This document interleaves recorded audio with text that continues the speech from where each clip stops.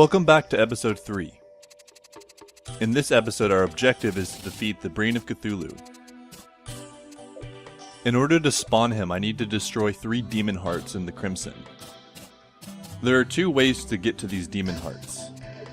One way is that I can use bombs or dynamite to get to them. The other is getting purification powder from the Dryad. Right now I don't have a Dryad, so the quickest way would be to get bombs from the Demolitionist.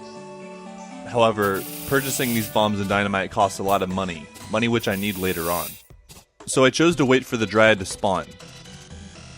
During this time, I wanted to sort out my inventory, as well as go searching for some more useful items. So with some of the Crimtane ore, I made some Crimtane bars and turned that into a tendon bow.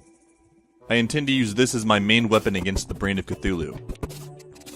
While waiting for the Dryad, I decided to spend my time going to the snow biome. Going underground in this biome usually yields a lot of chests.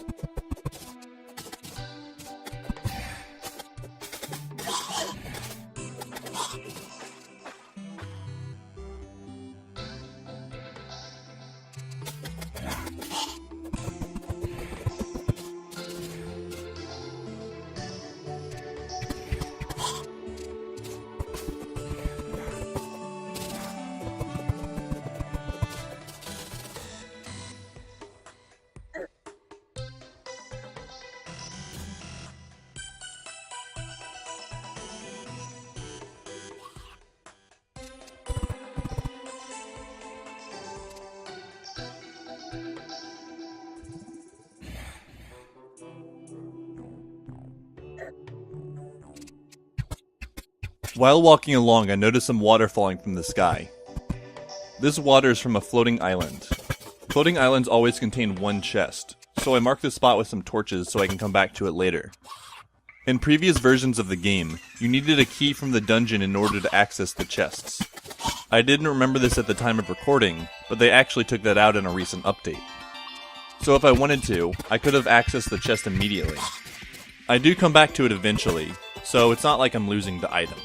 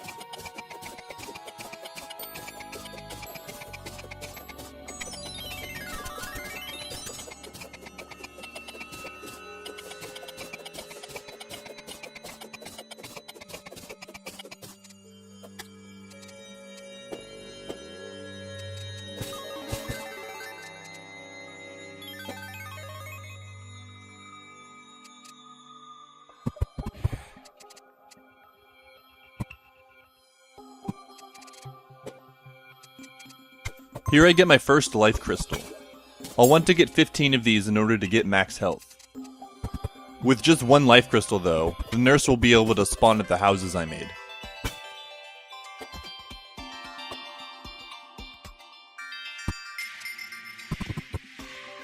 I decide to take the crab statue that I find underground. While I have no use for it now, crab statues can be used to make some intricate devices.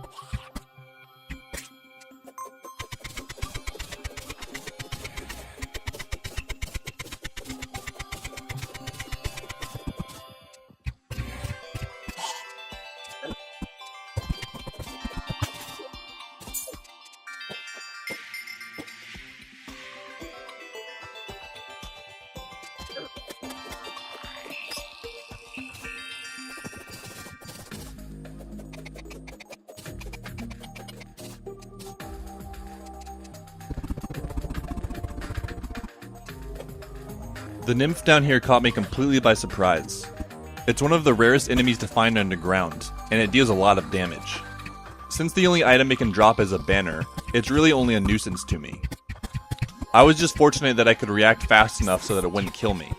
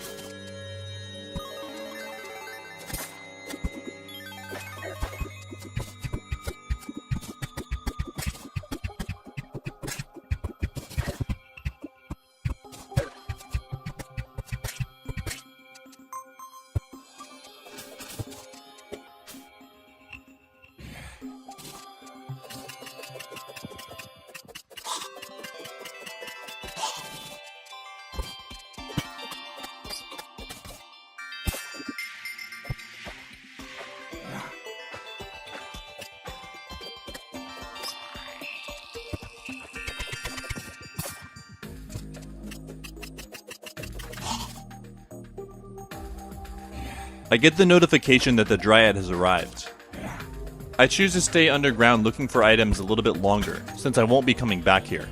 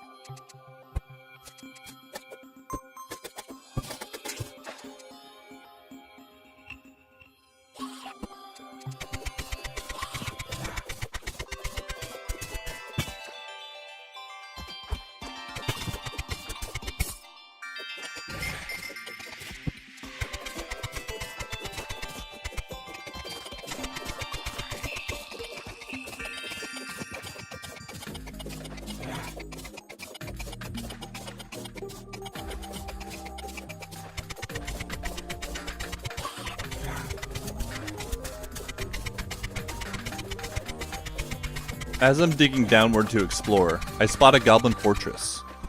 These fortresses always contain a chest, so I make sure to head right to it. It's at this point that I get the notification that a blood moon is rising. Blood moons have very unique properties, but the one that concerns me most is that enemies spawn more frequently.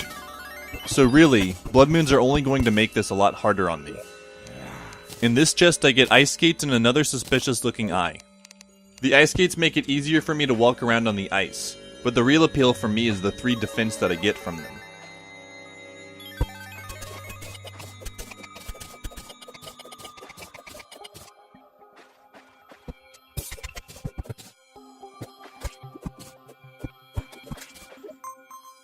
Now that I've got 15 topaz, I decided to make a crafting area so I can make a grappling hook.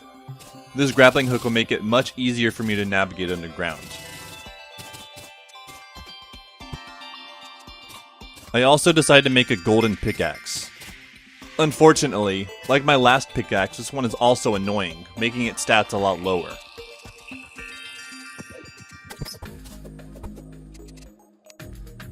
I get another lucky drop from a bat, a depth meter. This item isn't useful for combat, but it is for navigation. I don't have many other accessories right now, so I decided to go ahead and equip it.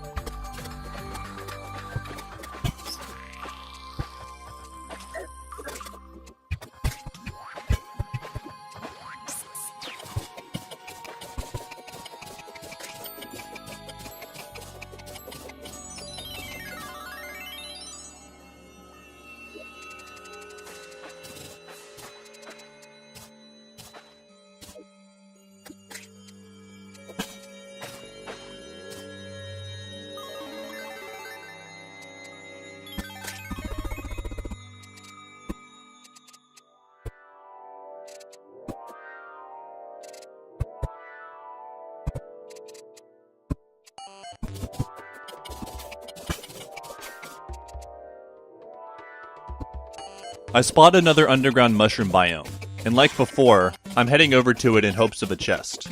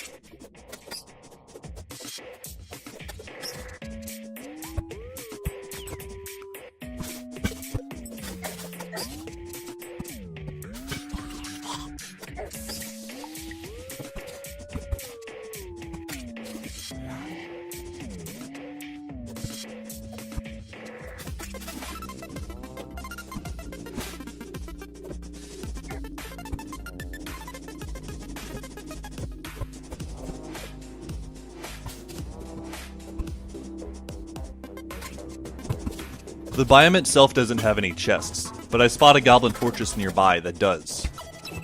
I get lucky and there's actually a chest on top of the goblin fortress as well.